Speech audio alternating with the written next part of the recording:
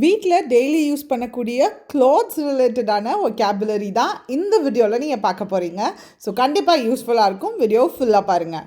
துணியை துவ, wash the clothes or do the laundry. Wash the clothes or do the laundry. துணியை அலசு, rinse தி clothes. rinse தி clothes. துணிகளை பிழி, wring தி clothes. wring தி clothes. துணியை உலரவை, hang out the washing. hang out the washing. The next day. துணிகளை மடி, fold up தி clothes. fold up தி clothes. Later. துணிகளை பிரித்தெடு, sort தி clothes. sort தி clothes. துணியை அலமாரியில் வை.